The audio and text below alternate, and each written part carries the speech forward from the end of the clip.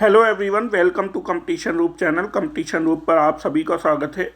तो जैसा कि हम सभी को इंतजार था, आरआरबी की साइट पर ऑफिशियल जो नोटिस है डिटेल्ड वो आ चुका है। तो यहाँ पर हम देख लेते हैं। Ministry of railway RRB centralise employment notice है, CEN नंबर 05/2024। इसमें जो जो इम्पोर्टेंट पॉइंट है वो यहाँ पर सब हम अभी डिस्कस करेंगे। देखो, ओपनिंग ऑफ ऑनलाइन रजिस्ट्रेशन यानी रजिस्ट्रेशन जो है 14/9 यानी 14 सितंबर से कल स्टार्ट होना प्रारंभ हो जाएगा। कल से क्लोजिंग ऑफ ऑनलाइन रजिस्ट्रेशन 13 अक्टूबर को ये क्लोज हो जाएंगे। मतलब आपको रजिस्ट्रेशन 13 अक्टूबर से पहले पहले कर लेना है और लास्ट डेट का इंतजार नहीं करेंगे। हम फॉर्म जो है जल्दी से जल्दी फिल कर लेंगे अपने। Date of for fee payment after closing date, fees ज़्यादा से ज़्यादा आप 15 अक्टूबर तक जमा कर सकते हैं। मॉडिफिकेशन जो है, मॉडिफिकेशन आप 16 अक्टूबर से लेकर 25 अक्टूबर तक मॉडिफिकेशन इसमें कर सकते हैं। यहाँ पर ये दिया हुआ है कि CBT की जो डेट होगी वो आपको बताई जाएगी। ठीक है, तो पोस्ट कौन कौन सी हैं? चीफ कॉमर्शियल कम ticket supervisor, station master, goods train manager, junior account assistant कम टाइपिस्ट, सीनियर क्लर्क कम टाइपिस्ट। ठीक है, यहाँ पर आगे बढ़ते हैं। वैकेंसी की डिटेल है कि कितनी वैकेंसी है टोटल, ये मैंने आगे भी आपको पहले वीडियो में बताया था। तो पोस्ट देख लेंगे यहाँ पर। टोटल जो वैकेंसी हैं, टोटल वैकेंसी है आपकी 8,113। ठीक है, 8,113। ये ग्रेजुएट लेवल वाली वैकेंसी है, केवल अंडर ग्रेजुएट वाली बाद में आएंगी, जो आई थिंक 17 तारीख से आना प्रारंभ होगी। ठीक है, तो यहाँ पर ग्रेजुएट पोस्ट के लिए मिनिमम क्वालिफिकेशन है यूनिवर्सिटी डिग्री, एक मतलब ग्रेजुएट होना चाहिए आप लोग, और एज है 18 से 36 के बीच में। वैसे 18 से 33 होती है, लेकिन इसमें एक चीज़ इम्पॉर्टेंट है कि 3 साल का रिलैक्सेशन दिया गया। किस वजह से? कोविड-19 जो हुआ था उस वजह से, कोविड-19 की वजह से। ठीक है, तो यहाँ पर पोस्ट देख लेंगे। ये 5 पोस्टें हैं। स्टेशन मास्टर है, गुड्स ट्रेन मैनेजर है, असिस्टेंट कम टाइपिस्ट, सीनियर क्लर्क कम टाइपिस्ट है। देखो यहाँ पर लिखा हुआ है, जो मैंने पॉइंट आपको बताया था, 3 ईयर का रिलैक्सेशन है एज में, है ना, ड्यू टू कोविड-19 पैंडेमिक। बाकी जो आरक्षण के वजह से जो छूट मिलती हैं, जो जो कैटेगरी हैं, वो कैटेगरी अपना देख लेंगे। वो कॉमन रहती है ज़्यादातर गवर्नमेंट एग्ज़ाम में। आगे बढ़ते हैं। आगे बढ़ते हुए हम देखते हैं और क्या क्या इम्पोर्टेंट पॉइंट यहाँ पर हैं जिनको हमें ध्यान रखना है। ये फॉर्म फिल करते हुए आगे भी हमें क्या क्या चीज़ें ध्यान रखनी है एग्ज़ाम जब तक हमारा क्लियर नहीं हो जाता। तो अगला महत्वपूर्ण पॉइंट है स्टेज ऑफ एग्ज़ाम।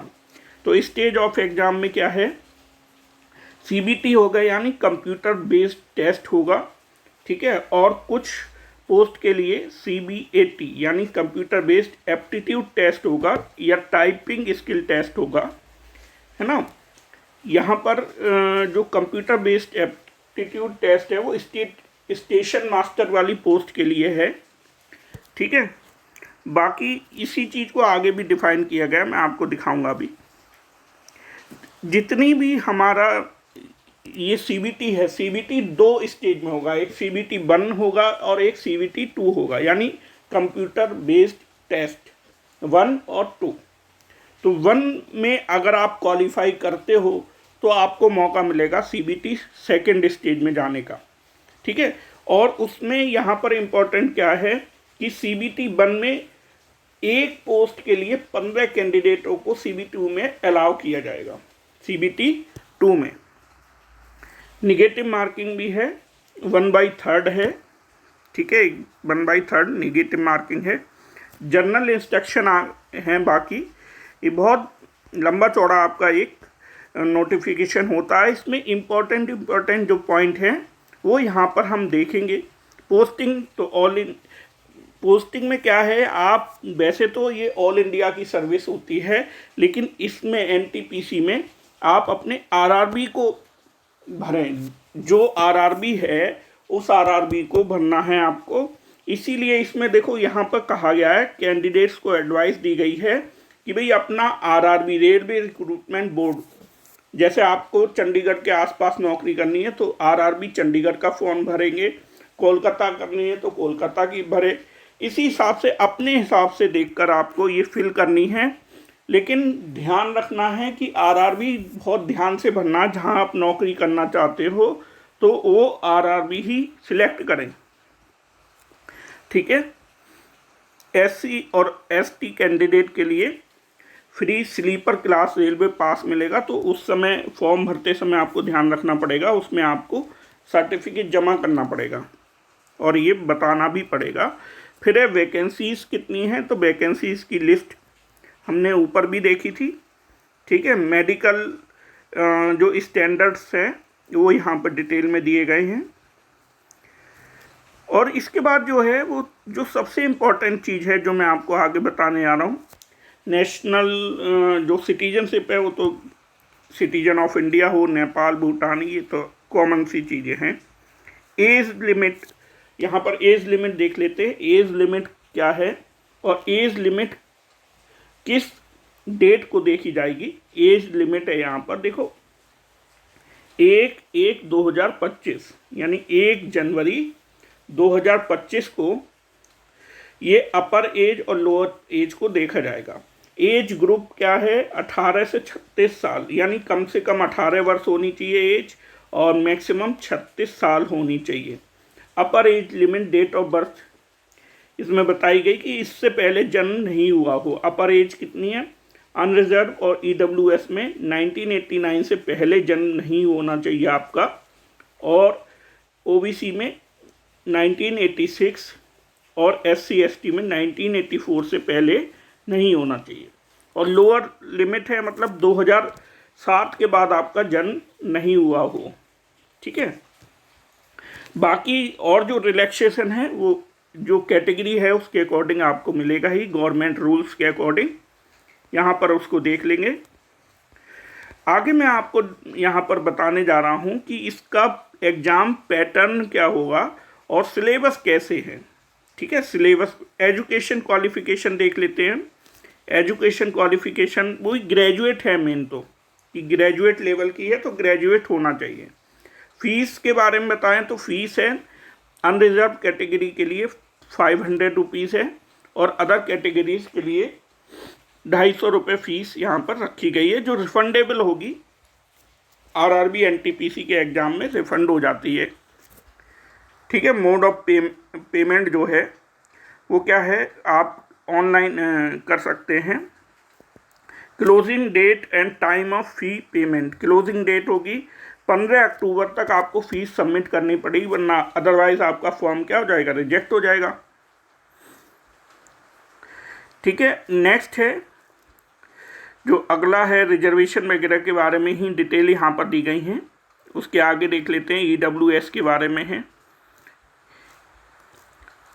और उसके बाद सिलेबस हॉरिजेंटल रिजर्वेशन है, ये एक्स सर्विसमैन एंड ये सारा एक्स सर्विसमैन के बारे में दिए गया है। पीडब्ल्यूडी जो पर्सन हैं उनके बारे में, ठीक है। डेफिनेशन ऑफ स्क्राइब, ये सब चीज़ें दी गई हैं यहाँ पे। जो इम्पोर्टेंट जो सबसे पॉइंट है वो हमारा क्या है, जो सिलेबस है हमें उसको देखना है कि सिलेबस और एग्ज़ाम का पैटर्न किस तरह का होगा, तो हम वहीं उसी तरफ आगे बढ़ रहे हैं, है ना। एनओसी अगर जो सर्विस कर रहे हैं ऑलरेडी तो उन्हें एनओसी अपने डिपार्टमेंट से लेना पड़ेगा।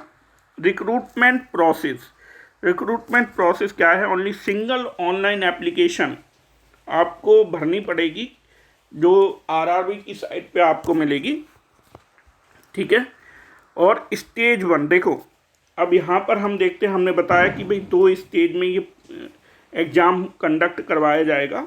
CBT 1 है फर्स्ट स्टेज जिसको बोल रहे हैं CBT 1। CBT 1 में है ना कॉमन फॉर ऑल नोटिस, सारी पोस्ट के लिए कॉमन CBT होगा, जिसमें एग्ज़ाम ड्यूरेशन 90 मिनट है, यानी लगभग 1.5 घंटे का है आपका एग्जामिनेशन का टाइम ड्यूरेशन है।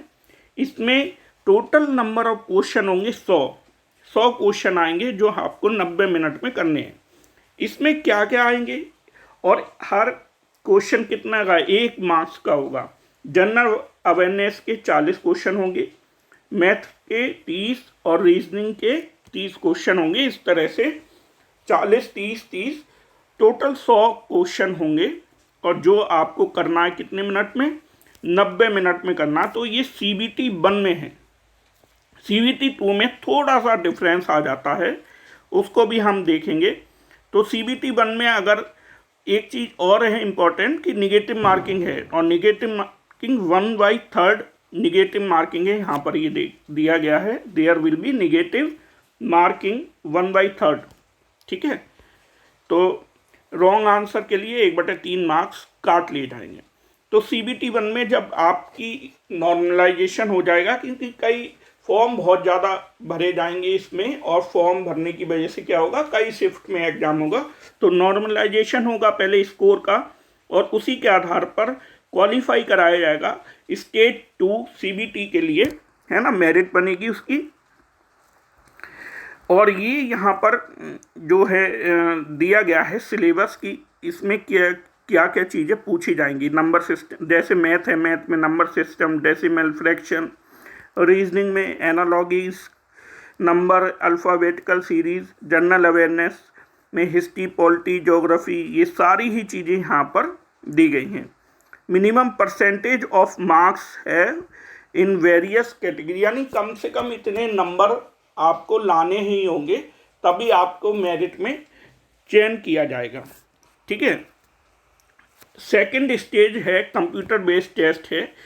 तो फर्स्ट CBT हो गया, CBT 1 के बाद आएगा CBT 2, और CBT 2 में एक पोस्ट के लिए कितने कैंडिडेट को लिया जाएगा, एक पोस्ट के अगेंस्ट में 15 कैंडिडेट को CBT 2 दिलवाया जाएगा, है ना, उसी के अकॉर्डिंग मेरिट बनेगी।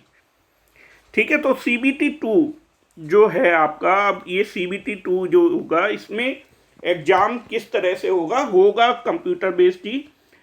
एग्ज़ाम ड्यूरेशन कितनी रहेगी, 90 मिनट ही रहेगी। लेकिन यहाँ पर नंबर ऑफ क्वेश्चन क्या हैं, बढ़ गए हैं। यहाँ पर नंबर ऑफ क्वेश्चन कितने हो जाएंगे, 120, जिसमें आपके जनरल अवेयरनेस के 40 की जगह यहाँ पर कितने होंगे, 50 क्वेश्चन हो गए।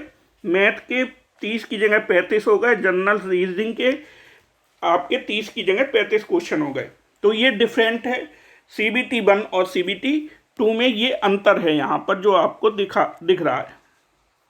ठीक है, तो ये बाकी ये भी क्या है आपका दिया गया है, ये सिलेबस तो लगभग सेम है। ठीक है, CBT के बाद एक और यहाँ पर इम्पोर्टेंट टेबल है, इसके बाद है, देखो एक ये दिया गया है टाइपिंग स्किल टेस्ट होगा कुछ पोस्टों में, और कुछ में उसके बाद होगा डॉक्यूमेंट वेरिफिकेशन, है ना। ये मेरिट सेकंड हो जाएगा आपका जब डॉक्यूमेंट वेरिफिकेशन वगैरह होगा। यहाँ इस चीज़ को हम अच्छे से समझते हैं, ये बहुत इम्पोर्टेंट है।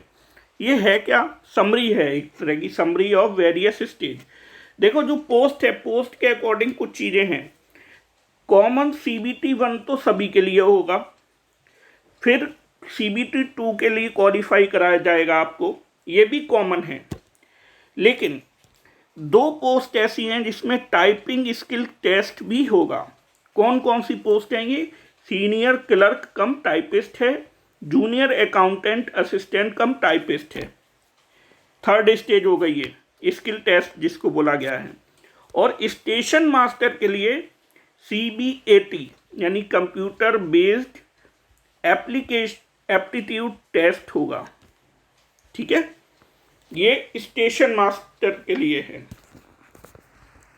नॉर्मलाइजेशन ऑफ मार्क्स है, अप्लाई कैसे करेंगे, बाकी ये चीज़ें क्या है डिटेल में आप यहाँ पर देख लेंगे। तो मैं उम्मीद करता हूँ आप अपना फॉर्म पहले ही भर लें, लास्ट डेट का इंतज़ार ना करें, क्योंकि लास्ट डेट में क्या होता है, कई बार साइट नहीं चलती है तो आपके फॉर्म में गड़बड़ हो जाती है और आप नहीं भर पाएंगे फिर।